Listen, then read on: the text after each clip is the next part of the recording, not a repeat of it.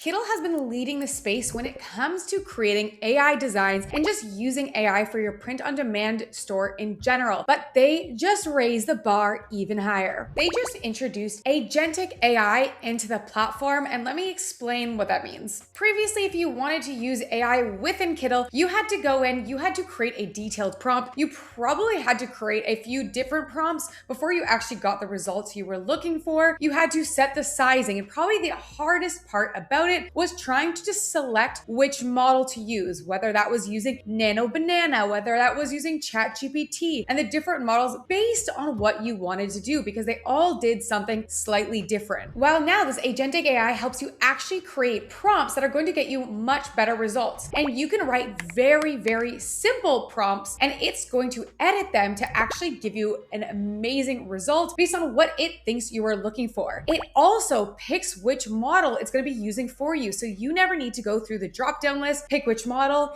It actually selects it based on your prompt and what you are trying to do. So in today's video, I'm going to show you exactly how this works and tons of different use cases that you can use this for to better help your print-on-demand store, whether that's creating new variations, creating a design in different holidays, trying to create a photo shoot, creating videos, creating a bunch of lifestyle photos, even creating all of your Etsy listings in a much faster way than ever before. So you can start with a design. So I'm going to start with this design here, but you could even start right from a prompt here. The only thing you're going to do is change up here. You can see there's a generate image, which you're probably going to be on when you first open up this AI box that's at the bottom of your Kittl window. And if you click on this button here, the Agentic AI, that is what we're going to be using today. So if you're actually starting from no design at all, you can start right from here. Make sure that no image is showing up under this upload button. And you're going to say create 3 different designs, and you're gonna see 3 new kind of purple windows pop up, and that's all 3 of these different designs. So I didn't have to go in and click this 3 different times. And you can see it's also making them in kind of different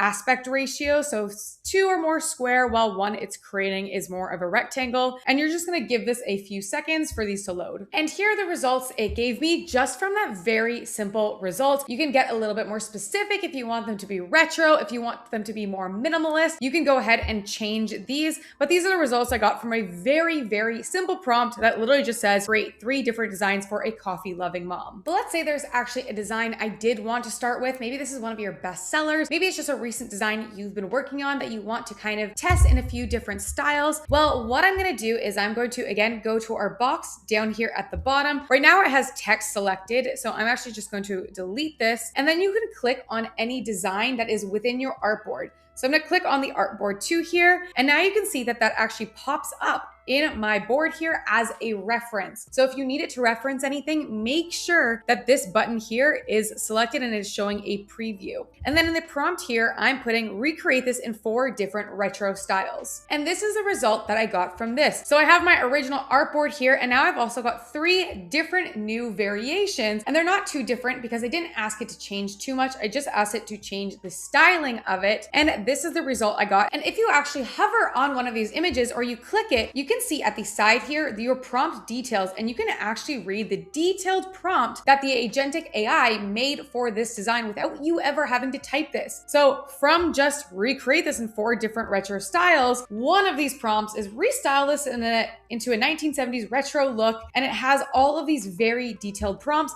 Same with this one and this one. There's 3 different, completely different prompts here, but I created it with just typing in literally like 7 words. Now, maybe because I love this Mama Needs Coffee, this 3rd version right here, I want to recreate it for maybe some other niches. So maybe grandmas, so maybe aunts. So what I'm going to do is go back to this box here. I'm going to delete the previous prompt that I have in here. Make sure that I'm selecting the right image. If I change the image, it's going to change which one it's using as a reference photo. So I like this one here. And then for this prompt, I'm putting create 2 new versions where you replace mama with grandma and auntie in one. And then it automatically creates, again, 2 new images following that prompt. And I only have to type 1 prompt and I get as many different new designs as I've specified in that prompt. Maybe I've got my design here and now I need to start making my mockup.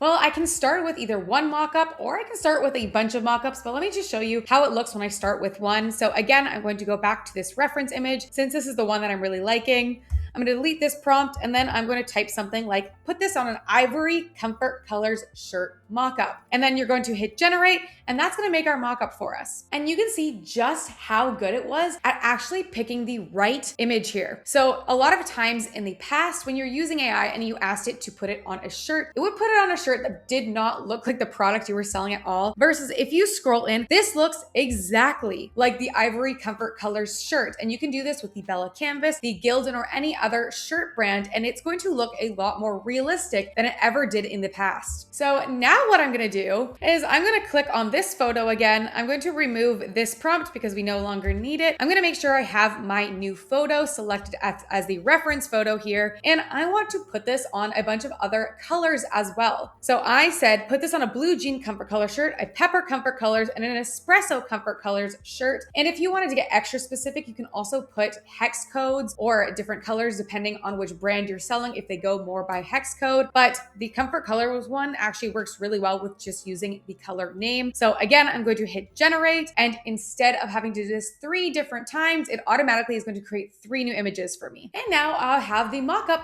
for all of my colors. And I can redo this as a model mockup if I would like. I can do whatever style I would like with this. But for now, I'm just keeping it to these 4 colors, and maybe I'm just liking these flat photos. But now maybe I want some help creating some Etsy listing photos. What I can do is either start from one of these mockups, but another thing you can do is hold Shift on your keyboard and select multiple mockups. And now when I actually bring up the AI board here, you can see that I have 4 different images selected. And I'm just gonna keep this vague to see what results we get, but again, you can get even more and more specific with what types of photos you are looking for. But I typed, from these colors, make my Etsy listing photos max 4 photos. You can go to 8, you can go to 20, you can do as many as you want. Just for the sake of this video, I'm just keeping it to 4. And now you can see here, I've got a few different options for my Etsy listing photos. I probably wouldn't use all of these, but I love the mock-up version here, the close-up version here, which actually talks about the print. We have one that talks about the style and the comfort. And because I have all 4 photos or colors selected, I actually have a thing that shows all 4 colors right within my photos here, so that I don't need to keep recreating a color chart or some way for people to actually know what colors this is available on. Now maybe what I want to do is create some photos of someone actually wearing my product to use. Create 4 different lifestyle photos of a girl wearing this design in a clean, bright bedroom. One thing to keep in mind is while this prompt is loading, I highly recommend not clicking around your design because it actually changes what the reference photo is. So after I usually send my prompt, I go do something else. I just let it load so there's no confusion between all of the different prompts. So I let those load before I start my next one. And let's see what result this gives us. Well, now I've got these 4 prompts. And again, if you start looking through these, all the prompts are very detailed and they're all different. Things that we didn't have to write up ourselves, that the Agentic AI actually used to write this up, trying to guess exactly what we were looking for based on our much simpler prompt. Maybe I also run Facebook ads for this product, and I want to try some different styles for the different Facebook ads so I can run some money towards them to see which one gets me the best results. So I really like this 4th design that I got here, or this 4th photo here. So in the prompt, I'm going to type, turn this into 3 different images for Facebook ads. And there we go. I have 3 different stylized photos highlighting the benefits of my product. Who wants to buy it? I think these look awesome. And maybe I want to post these to Instagram, but these especially I think would look really good for the Facebook ads. But maybe I want to run this in different sizing. Facebook does have different sizing, so maybe I want to have a few different aspect ratios for my favorite version. So I actually like this first one here. All of them look pretty good. But let's just say we're starting with this first version here. Well, I'm gonna type resize this design for an Instagram story, Facebook post, and YouTube thumbnail. I couldn't think of a third one. And so let's see what sizing we got. And you know, previously, if you had to do this, you wouldn't be able to actually select the exact sizing depending on which model you were using. And again, you wouldn't know which model would do this the best. So you'd waste a bunch of prompts trying to get your prompt right and to get the sizing right. Well, now I have these 3 resized ones with the click of a button, only using one prompt to get 3 different images that I can pull and save and use all 3 versions of this. Well, we are still not done with the different things that you can do with this new Agentic AI. Maybe I want to create a UGC video. And in the past, creating UGC videos has been actually pretty difficult with the prompting versus now from a single prompt using the Agentic AI, it actually creates a prompt for you based on what it thinks it's looking for again. So maybe I want to start from a photo. So again, I actually really like this fourth photo we have here. I think it looks the most realistic. So coming down here, I don't need to change anything. I don't need to tell it or which video model to use. I just wrote, turn this into a 7-second Instagram reel style video where she's walking and turns to show off the shirt. Well, here is the result we got here. And again, you can tell it to create 3 different versions, 1 different version, 2 different versions, as many as you would like, but we just did 1 for this.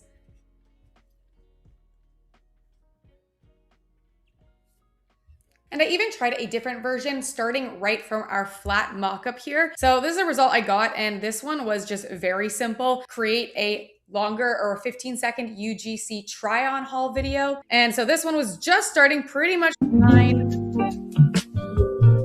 And I still think that this one turned out really good, very natural, very realistic looking. And this works amazing for tons of products, not just print on demand, whatever you are selling through e-commerce. There are so many use cases that you can use this for. Say, for example, you are creating labels for something. We have one right here where we created a lavender soap label, and using the prompt, create 4 new soap labels for the new flavors I have, update what is relevant, but keep the brand. The new flavors are orange, mint, ginger, and garlic. Use the same font. From this, we created 4 brand new labels in the click of a button, which in previously would have taken so much longer to get the prompts right. If we didn't have AI, this would have taken all day to create these different versions. Previous to this, I was really big on using the artboards. Most of my tutorials show me using these artboards, but nowadays with this Agentic AI, because before I was always struggling to actually select which model was right, or I had to kind of break up the prompt and use it in different ways so that I could use maybe ChatGPT to do part of the design and then use Nano Banana to change part of that design, versus now even without using artboards, I can create a bunch of different versions and I can create them right the first time. I'm so curious what you guys think about this and if you're going to be implementing this in your workflow. And by the way, right now you can try this for free by getting the link in my description below. And right now, for a limited time only, Kittl has probably the biggest discount I've ever seen, which is 50% off the annual plans using code Agentic. Thank you guys so much for watching, and I'll see you next week.